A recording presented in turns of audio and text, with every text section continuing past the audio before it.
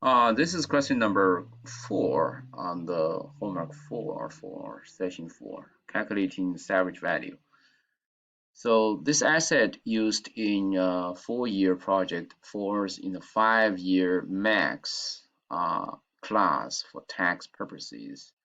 The asset has an acquisition cost of $9 million and will be sold for $1,280,000 at the end of the project. And if the tax rate is 23%, what is the after-tax salvage value of the asset? So the max schedule, depreciation schedule can be referred to by clicking at this table. And let's also check the rounding requirement. Do not round intermediate calculations and enter your answer in dollars, not millions of dollars. Round it to decimal places. Um, so basically, to solve this question, we need to understand that in order to calculate this after-tax salvage value, we need to calculate the taxes, right? Because the before-tax salvage value is already given. It's $1,280,000. So the key to solve this question is to calculate the taxes. And in order to calculate the taxes, we need to understand what is the tax base for the salvage value. And then the tax base will be the difference between the selling price, which is $2,280,000, and the remaining book value of the asset after this 4 years. This is a 4-year project, so after 4 years depreciation. So that's the key. And then how do we calculate the remaining book value of the asset?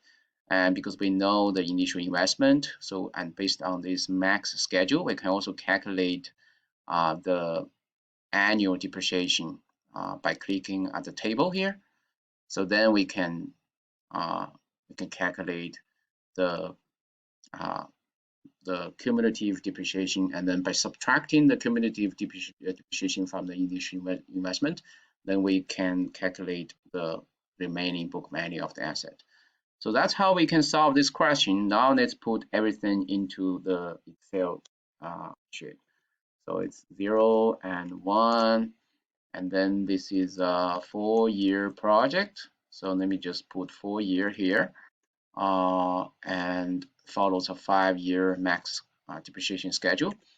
And acquisition cost, that's gonna be my initial investment. That's 9 million. Notice here I already followed the rounding requirement to put the dollar instead of the millions of dollars into this Excel worksheet. And acquisition cost. So the salvage value that's provided to be a salvage value, obviously that should happen by the end of the project. That's project year 4. So that's 1,280,000. And as we said, in order to calculate the after-tax salvage value, we need to understand the tax base. Right? Tax base will be the before-tax salvage value, which is the salvage value given here, and minus remaining book value of the asset. Right? So that's the formula to get the tax base. So because salvage value is given, so the key to estimate the tax base is simply to get the remaining book value of the asset, and that's how we need the depreciation, annual depreciation. So how do we get that depreciation here? So just checking the table. Yeah, the 5 years. So first year is gonna be 20%, right? 20% of the equals 20% of the initial cost. And here it doesn't matter whether I fix the sale value or not for the initial cost, because I cannot simply drag the sale to all other years. Here I do need to manually input the annual depreciation percentage from the table. For the second year, it's going to be 0.32. So it's going to be 0.32 times this 9 million. I just continue that for the third year, the depreciation will be 0.1920 equals 0.1920 and times this initial cost. For year 4, it's going to be 0.1152, right? 1152 and times this 9 million. So now I have the annual depreciation, and then I just need to calculate the cumulative depreciation. The cumulative depreciation is simply the sum of all these 4 years annual depreciation. And from that, I can further calculate the remaining book value of the asset. All right, so that's how I calculate this. So it's going to be the initial cost, acquisition cost, minus the cumulative depreciation. That's my remaining book value. So now the tax base will be based on the difference between the before tax salvage value, which is $1,280,000, and this remaining book value of the asset, which is $1,555,200. So you can notice here that the selling price actually is lower than the remaining book value. So that means the tax base here will be a negative number. So it's going to be this salvage value and the minus that remaining book value. So that also means the taxes actually will be a negative number. So that means it's going to sort of receive the tax refund from this selling. But how that works, it's not necessarily a tax refund. It's just that this loss, basically the firm has suffered a loss by selling this remaining asset because the market price is lower than the book value.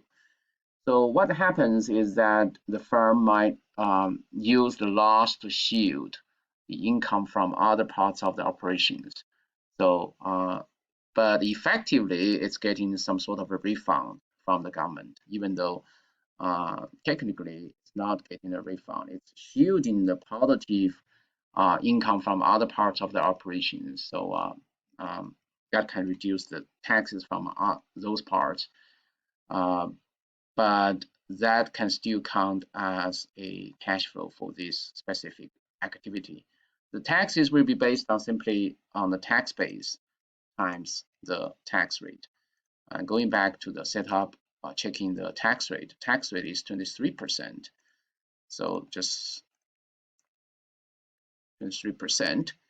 And now I can calculate this after-tax salvage value easily, right? It's before tax salvage value, which is right here, and then minus this taxes. Now taxes, because taxes is a negative number, so minus a negative number end up adding a positive number. So you can imagine that after tax salvage value actually turns out to be higher than the before tax salvage value. Let me highlight these two numbers so you know that these two rows actually what I was referring to. This number is higher than the before tax salvage value. So this is my final answer, 1,343,296. Just put that number back. I think I can directly copy this number back, the after tax salvage value. So now check my work. This is nice.